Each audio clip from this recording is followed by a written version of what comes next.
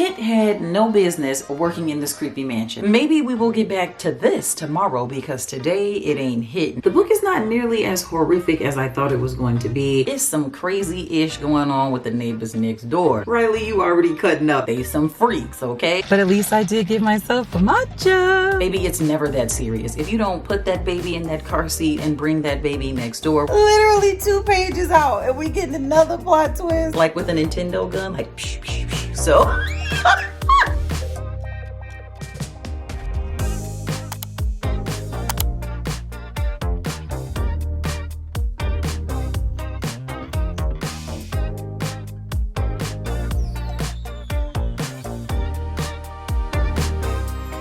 lately, I've been all over the place with the genre of books I want to read, and because I was feeling so overwhelmed and stressed out in the month of April, I was gravitating towards more of the fluffy and lighthearted reads. And at this point, I've had more than enough fluff, darling. So now I am in the mood for something fun, suspenseful, and fast-paced, so come along for a week of mood reading with me. I just made it to chapter 14, which is about 115 pages into The Only One Left, and the book is not nearly as horrific as I thought it was going to be. It's about a young caregiver who gets assigned to care for an elderly woman who was accused of killing her family. And there's even a riddle, which is very creepy. It's very funny though. And it says, at 17, Lenore Hope hung her sister with a rope, stabbed her father with a knife, took her mother's happy life. It wasn't me, Lenora said, but she's the only one not dead. I was like, oh God, Riley, you already cutting up. Because I never read the synopsis. I just bought the book because I heard a lot of good things about it. They mentioned the riddle in the book. So I was like, let me go and just see what this is about and what's safe for me to share with the vlog because we don't want to give any spoilers. So there was a lot of buildup of the house. Our main character, her name is Kit. Every time somebody's name is Kit in a thriller, they're probably crazy. And so I'm just excited to even see what's going to happen with her. She's got like a similar situation going on. And this lady, Lenora, so she actually had a stroke or a few strokes. And so she can't communicate verbally. The way that she communicates is she types or she taps. And I think it's 2 taps for yes, 1 tap for no. So that is how she is able to communicate with the housekeeper and her caregiver or whoever she comes in contact with. And one day, Kit just can't take it. She's like, I need to know if you committed these murders because she was the only one still alive. People just assume that she did it. So if she did do it, she got away with it because there was no murder weapon and there was not enough evidence to convict her. Love the descriptions of the mansion. It's very creepy. It's very weird. I feel like the house might be a little haunted in a way. Not really sure, but I do love how Riley has described the atmosphere and the details of the house. But Kit just feels like, I need to know if you did it, Lenora. She did have a previous caregiver and that caregiver just left one night. I guess she had a family emergency and she had to leave. Clearly, we're not buying that. At this point in the book, as the reader, we don't know what happened to the previous caregiver, but I do believe it's something fishy going on. So Kit basically just asks Lenora like, hey, did you kill your family? I need to know. So instead of Lenora tapping to respond like she normally does, she just asks Kit to bring her to the typewriter. So we're finally at the part where the tension has just been building up and I am ready to know what the heck happened that night. Like, did you kill your family or not, Lenora? We need to know. But anyway, I'm about to go and see the new Zendaya movie. I'm so excited about it. If you've seen it, let me know your thoughts in the comments section down below. It's like 1 o'clock in the afternoon, so reading is pretty much done for the day, but I will be able to get back to this later this evening and I cannot wait.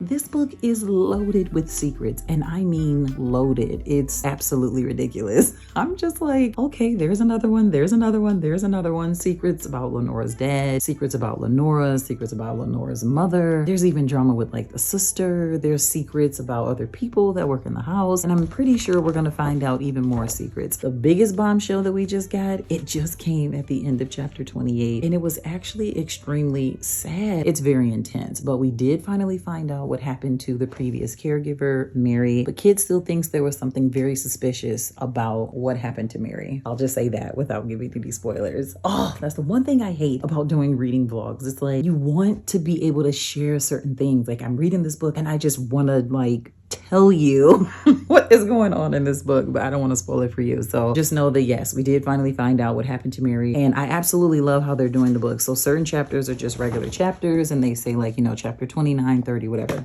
But then there are chapters with no heading and they're actually letters that Lenore wrote. She wrote them when she was with Mary, her previous caregiver, and they're juicy. They are very juicy. Basically, she's just telling her life story and ultimately I'm pretty sure it's going to lead up to what the heck happened to her family. The way chapter 28 just ended was so intense. There is no way I'm not gonna just keep on reading for at least a couple more hours. This book has been twisty when it comes to plot twists. 366 pages in, we get another one. I would not be shocked if we get another one. There's only like 20 pages left, so I'm about to just finish this off. But I mean, the amount of twist is mind-blowing.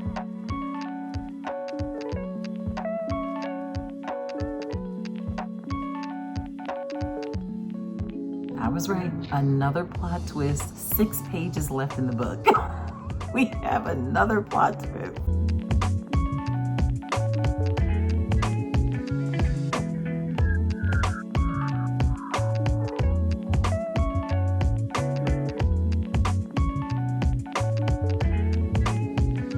Not one more plot twist.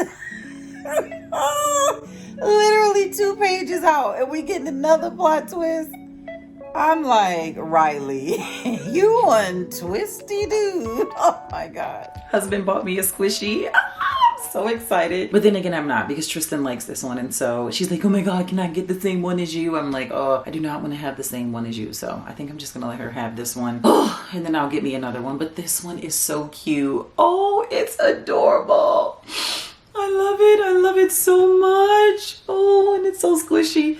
She's the perfect reading buddy. I forgot the actual name. They come with like a name, but I was like, we're gonna call you Rainbow. So me and Rainbow finished The Only One Left. I'm so happy. I finally read my first Riley Sager book and it was good. It kind of reminded me of Verity a little bit because Lenora is paralyzed, but she gives you vibes like, are you really paralyzed or are you just like lying and being creepy? So very similar to like Verity. It also kind of reminded me of the housemaids because Kit had no business working in this creepy mansion. Like first of all, it was extremely old and it was like making all these noises. It was crumbling and like trying to fall apart. So like just off that alone, you shouldn't be working in this house. But it's like this lady was accused of killing her family. Do you really think it's safe for you to be working here? And then you're finding out all these secrets, catching all these vibes and having all these gut feelings like, sis, you need to get out. So it definitely had moments where it reminded me of the housemaids, but it's actually extremely different. He has a very different writing style. This book actually takes place in the 80s, which I thought was extremely clever. There's like a mention of a typewriter, there's mention of a Walkman, and I just thought that was so cute and nostalgic. I really like the Gothic mansion vibes. I feel like Riley did a really good job of describing the mansion, just getting us as the reader to understand how old it was and very creepy at times. So I absolutely love the little Gothic mansion vibes, and I really appreciated that the book was not nearly as scary as I thought it was going to be. I have read books that were way scarier than this. Now, what I will say is once we did get to the part where they started talking about how these individuals were murdered, I did start to get a little creeped out. But the details weren't too graphic, you know? They were just details that you needed to know about a murder, you know what I'm saying? So maybe that's why it's considered horror, because instead of saying like, oh, somebody was just murdered or killed, they, you know, pretty much said how. So I'm guessing maybe that's why it's horror, but it wasn't done in a way that I felt like he was trying to scare me or be really graphic about it. So absolutely appreciate that. I really enjoyed the suspense around knowing if Lenora was the one who committed the murders or not. And there was so many secrets in the book. I actually liked that as well because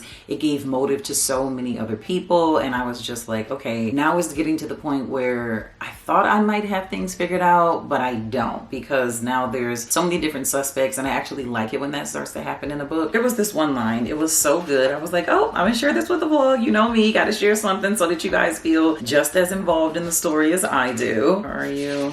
Okay. It says it's possible to love someone while hating something they've done. That is so true. That is so accurate. And that is pretty much the vibe of the book, because it's like, if Lenore did commit these murders, you have so much compassion for her as the reader, and even the caregiver. Once she starts to learn more about Lenore, it's like, man, I do have compassion for this lady, but I really hope you didn't do anything to your family. Anybody could have committed these murders. And so I just really enjoyed that. What I didn't like is the amount of plot twists. This book was twisting and turning, especially at the end. Now, I did like some of the plot twists. I felt like some of them I was able to guess, but most of them I was not. I really wasn't. So love it when that happens. But I just felt like he was getting carried away with it. It was very excessive with the plot twist the last half of the book. I thought the first half, it was very slow, then it became very medium paced, and then by the end it was going really fast. So overall, if you like a medium paced suspense thriller where you get to know about rich people and their drama and their secrets, and a book that has lots of twists and turns, you probably really enjoy this book. But I am ready to move on to our next book. I was like, I have quite a few options here, because again, we're mood reading, right? And I'm just like, what am I in the mood for? I really just want to get books off the shelf that have been on the shelf for entirely too long, or that have gotten a lot of talk within the book community, and I just feel left out. So that's why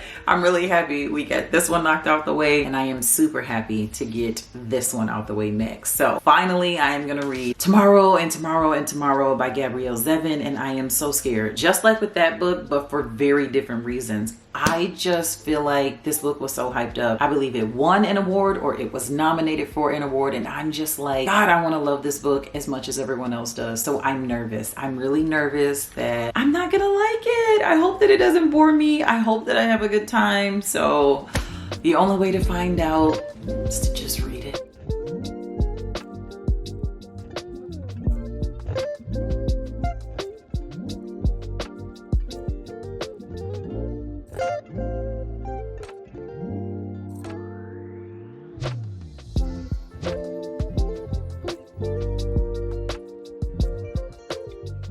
It's been a while since I even knew what this book was about. Like I said, I just knew everyone loved it. I tried to avoid a lot of wrap-ups and reviews. I just know it's about two people that made a video game or play video games or both, something like that.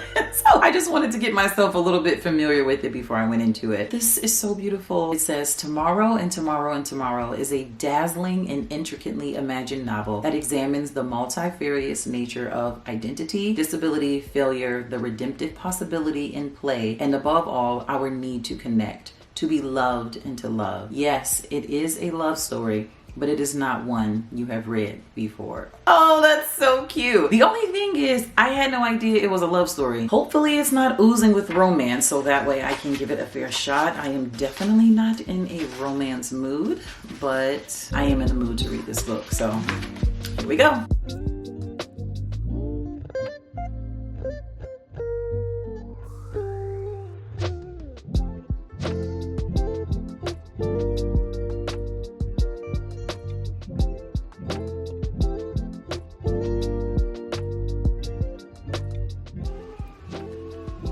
I don't know if you guys can hear that or not, but Lily is living her best life in the bathtub. So that's what all that singing is. Hopefully it's not too disturbing. But anyway, maybe we will get back to this tomorrow, because today it ain't hitting. However, this is not a bad book. I am just now making it to chapter 3. So I read 24 pages and it's good. I feel like the character development feels a lot like how Sally Rooney develops characters at this point. Maybe it'll feel different later, but at this point, that's how it feels. And I absolutely love the mention of Nintendo. I feel so old. They mentioned Oregon Trail. Listen, that's like an old computer game.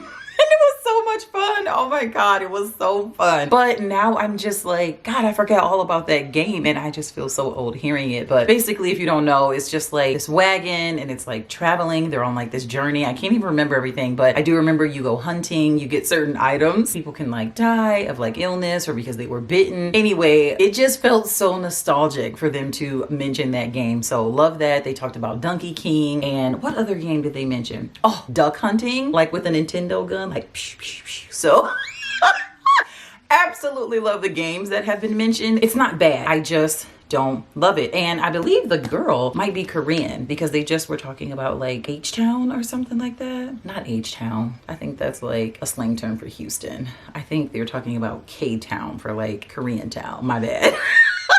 But anyway, it's not bad. We're just mood reading, and I want to give the book a fair shot. I am not in the mood for what this book is giving me right now. So if I don't pick it back up tomorrow, I don't know. We'll just get back to it when we can. So I was like, let me go ahead and dabble in a different book that I might be in the mood for. Let me make it a decent way in to make sure that we actually finish another book in this vlog. So I picked up The Couple Next Door by Shari Lapena. I have read a lot of her books now, and this one is extremely popular. When you hear Shari Lapena, a lot of people, they think of this book, but I do know that it has mixed reviews. I am about 100 pages in, just ended chapter 11, and let me tell you, it's some crazy-ish going on with the neighbors next door. They some freaks, okay? Let's just say that without saying too much. So far, I like the book. I don't love the book. I absolutely love when a detective is in the book, because once they enter the story or the situation, they start to paint all these different scenarios that like maybe we have thought of as the reader, or maybe we haven't. Love that when they start going through all the details with like a fine-tooth comb. Oh, love detective work. But the premise of this book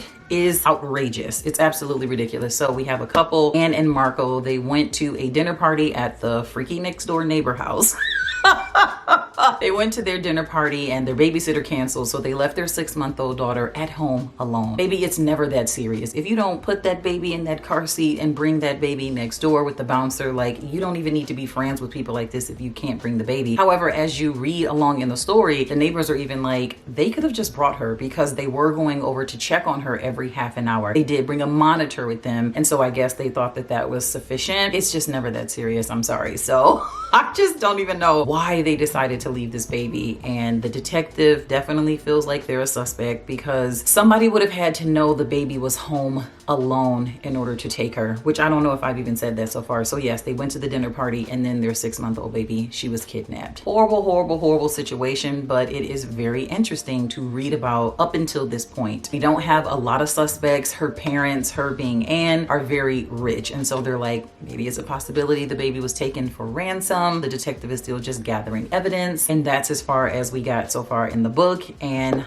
I like it. I am enjoying it so far. Definitely a lot more than I was enjoying this. I felt like this was kind of bringing my mood down. It's a more serious read, and it's definitely one that I'm gonna have to take a little bit more time reading, which is fine. I do know a lot of people said they didn't like it and that they did DNF it, but then there was a whole nother group of people who adored it. They loved it. They raved about it. And then there were people saying like, don't DNF it. It does start out a little bit slow, but it does get better. It's definitely one of those books that if you get to the end, they're like, okay, good thing I didn't DNF it. So I'm gonna try to pick this one back up in this video, but if not, it's fine. I am pretty sure we will get to finish this one.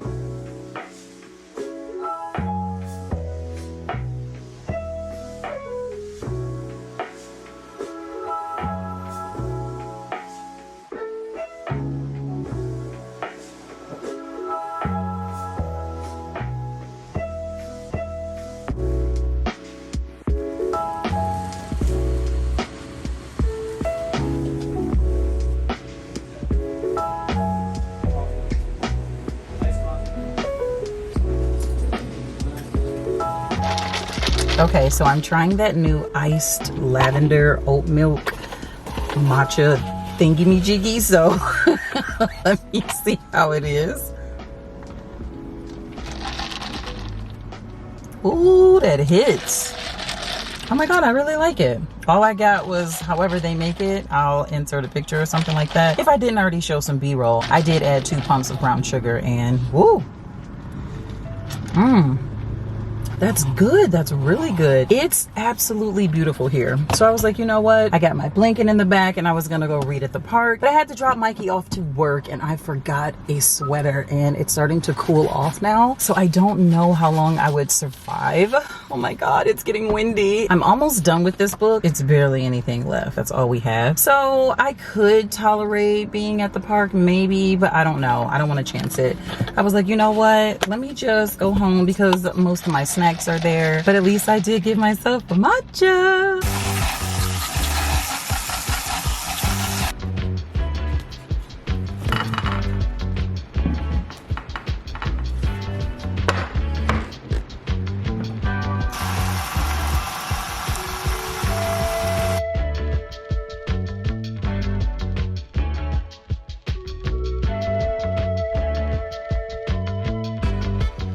Girl,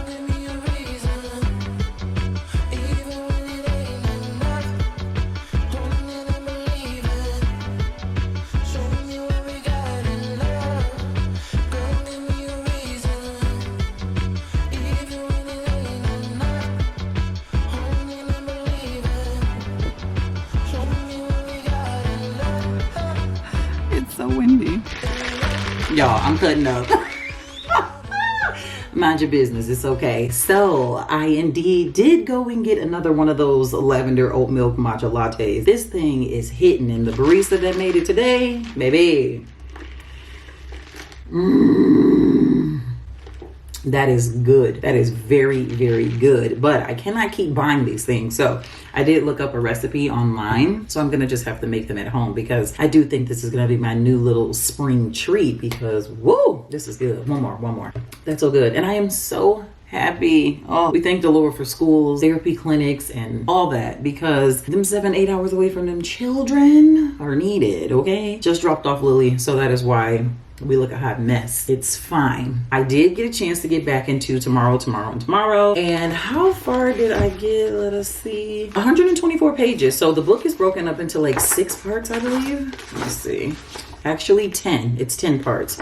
So I did make it to part 3, and I like it. I like it a lot, and I'm really enjoying myself. I know for a fact we will not be finishing this book in this video, because I need to just, finish editing this video and get it uploaded. But I will finish this book before the end of the month. So it feels like I am in the mood for it now. So happy about that. That's why it's so important to pay attention to your mood. Don't force it, because you might force yourself into a slump, or you might force it to the point where you DNF that book. And if you just put it down for a second and come back to it, it might actually be the time, or it might not be. So hopefully I just stay in the mood for it. We'll see. But anyway, I did finish The Couple Next Door, and I was so happy that I got to read it outside. The grass was wet. So as you guys saw, I was like reading on the patio, which was fine. The Couple Next Door had a diabolical into it. Okay, I was kind of okay with it. I was a little mad, just because now there's going to be a consequence for a particular character that does make me sad for that particular character. However, enough was enough, and something needed to be done, because there was another particular character that I just didn't like them, and you got what you got. Okay, so there's that, without saying too much. But I like the book. I would recommend the book, but this is not my favorite Shari Lapena book. I feel like the book would have been so much better if it had other side stories, kind of like in Not a Happy Family and Everyone is Lying. Those I feel like had just enough going on, but not nearly as much as The Unwanted Guest. That book had too much going on, too many side stories. And this one, we really only follow the main characters, and then their parents, and a brief splash of the neighbors. I feel like if we went a little bit deeper with the neighbors and their stories and their life, it probably could have been better. And I'm not gonna lie, the book does lose its momentum and tension and interest about, maybe it was that 18, 19, 20 chapters in, somewhere in there, because we do learn about what has happened in regards to the kidnapping of the baby. We don't know if she's alive or dead, but we do know what happened to her. We do know who kidnapped her and why. So I feel like after that, the book kind of needed to wrap up relatively quick, but then it started going in a different direction. They kind of gaslight another character. Then the plot twist came, and it was like, okay, this could work, but it feels like you're reaching a bit. You could just tell that she has written better books since then. I do like how she wrote the characters and the motive that she gives each character for being one of the main suspects. So the reason that Anne is one of the main suspects, she actually is struggling with postpartum depression, and she has these blackouts. So sometimes she does stuff and she doesn't even remember that she did it, I guess. But so that's why she was looked at as a suspect. And then her husband, he has a business, and his business was in financial trouble. So that is why the cops and everybody felt like he had motive. So I do like the motivating factors as to why each of them could have been a suspect. And yeah, I felt like the book had a lot of good moments. I read it relatively quickly. It's definitely fast paced. I just feel like once we got the reveal, things should have been wrapped up a little bit quicker and a little bit different. And then this probably would have been a much better book. But anyway, I still recommend the book. I thought it was fun. It's just not my favorite. So I am so happy that I got more books knocked off the TBR. Obviously not this one, but I will get back to this one very soon here. But we still got Couple Next Door and a Riley Sager book off the shelf. So I am indeed pleased with that. So that is it for today's video. Do not forget to prioritize self-care. Try this month matcha. If you haven't already, please watch the Challengers movie. That movie was so good. I do think that it was made for the literary fiction readers because visually it's different. The way that the story is being told is different. The cinematography is on